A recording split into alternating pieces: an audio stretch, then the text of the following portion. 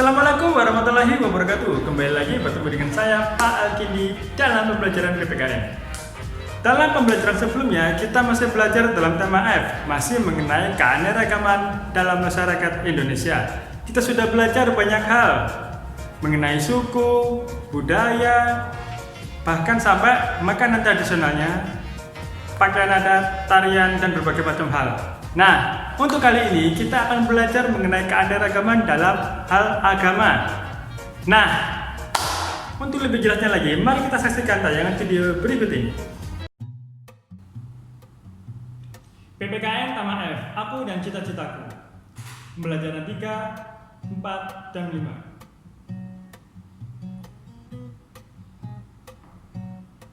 Pada pembelajaran hari ini, kita akan belajar mengenai karakteristik individu, lebih tepatnya lagi dalam hal keragaman agama. Lalu, kita akan dapat belajar menjelaskan berbagai macam tempat-tempat ibadah sesuai agamanya masing-masing. Lalu, kita juga akan belajar mengenai berbagai macam hari raya keagamaan dan tujuan perayaannya. Yang terakhir, kita akan belajar keragaman tradisi dalam setiap perayaan hari besar berbagai agama. Keragaman agama dan tempat ibadahnya. Di Indonesia, ada 6 agama yang diakui di Indonesia, yaitu Islam, Kristen, Katolik, Hindu, Buddha, dan Konghucu. Setiap agama memiliki tempat ibadahnya masing-masing. Bentuk tempat ibadahnya juga memiliki ciri khas masing-masing yang unik untuk setiap agamanya. Nah, yang pertama masjid. Masjid adalah tempat ibadah umat Islam. Kegiatan-kegiatan perayaan, hari besar, diskusi, kajian keagamaan, ceramah, belajar Al-Quran seperti mengaji sering dilakukan di masjid. Ciri khas utama bentuk masjid biasanya terletak pada atapnya. Bentuk atapnya masjid biasanya sering dihiasi dengan berbagai macam kaligrafi. Gereja Katolik. Gereja Katolik adalah tempat ibadah umat beragama Katolik. Kegiatan-kegiatan keagamaan mereka biasa dilakukan di dalamnya. Kegiatannya seperti misa, ekaristi, biasa dilakukan di dalamnya. Ciri khas gereja Katolik menggunakan salib dan patung Yesus. Selain itu, ada juga patung-patung suci seperti Bunda Maria dan Santo Yosef. Sedangkan untuk gereja Kristen, seperti yang bisa kalian lihat pada gambar ini, gereja Kristen adalah tempat ibadah umat Kristen. Kegiatan-kegiatan keagamaan seperti kebaktian biasa dilakukan umat Kristen di gereja tersebut. Ciri khas gereja Kristen adalah salibnya yang berupa palang tanpa adanya patung Yesus. Nah, kalau Kristen biasa palang saja tanpa ada patung Yesusnya. Kalau tadi ada patungnya. Itu yang membedakannya. Untuk bangunannya, gereja tradisional sering kali memiliki sebuah menara atau kubah. Untuk tempat ibadahnya ini, gerejanya banyak memiliki, terkadang ada yang memiliki menara atau kubah. Pura. Biasanya sampai kalian lihat di Bali ada banyak sekali pura.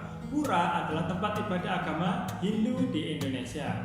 Pura dirancang sebagai tempat ibadah di udara terbuka atau di lapangan terbuka yang terdiri atas beberapa lingkungan yang dikelilingi tembok. Tidak seperti agama lainnya yang biasanya berada di dalam gedung, seperti Muslim yang beribadah di dalam masjid, berarti di dalam masjidnya.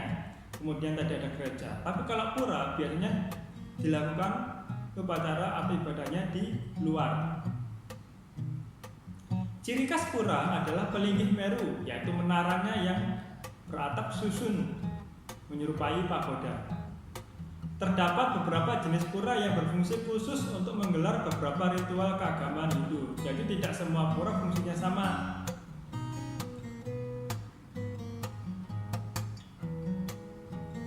Wihara. Nah, wihara adalah tempat agama Buddha. Wihara juga bisa disebut kuil.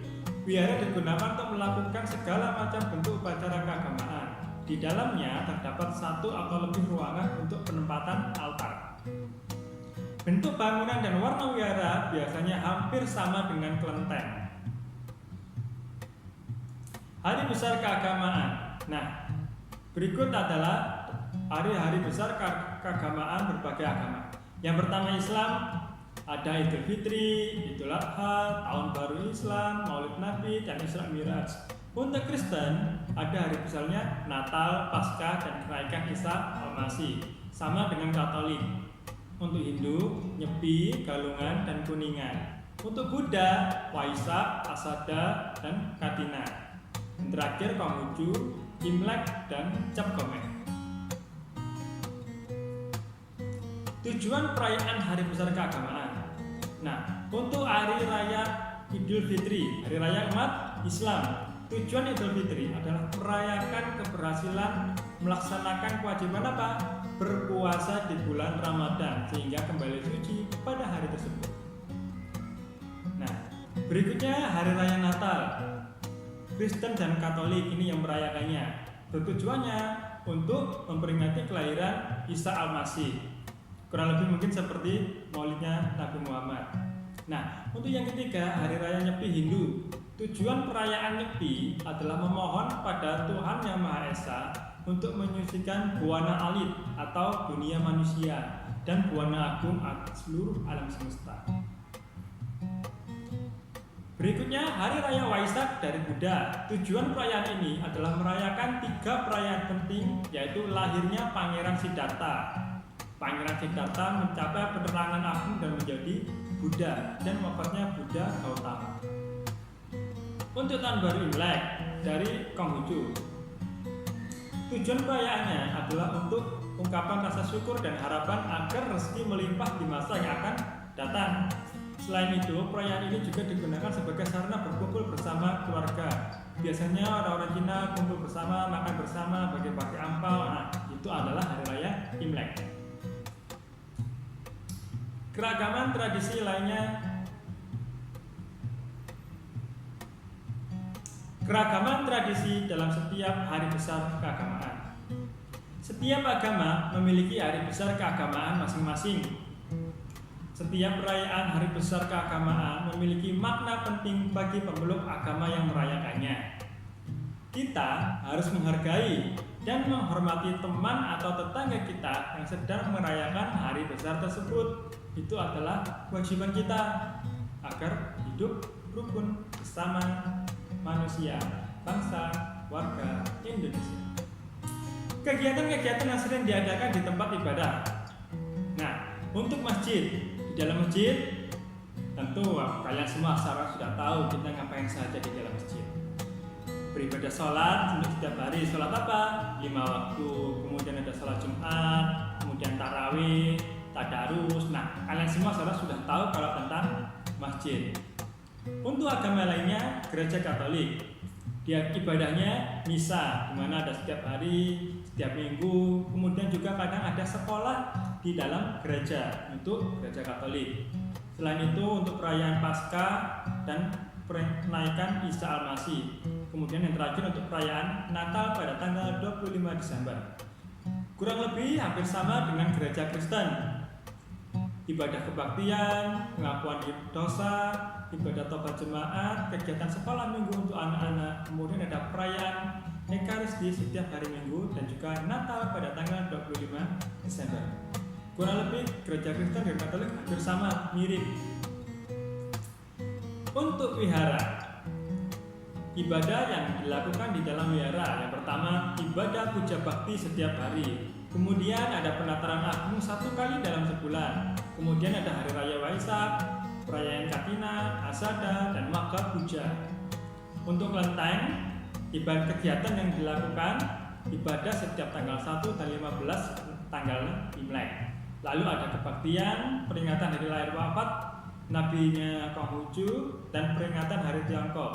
Lalu ada peringatan tahun baru dan juga sekolah minggu untuk anak-anak. Sepertinya banyak sekolah dari agama lain yang dilakukan di tempat ibadahnya ya. Untuk pura, ibadah puja setiap hari. Kegiatan sembahyangnya malam Jumat, kemudian ada kegiatan Pasraman, perayaan Purnama Tilem, Hari Raya Galungan, Nyepi, Kuningan, Saraswati, Pangarwasti, dan Siwarasti.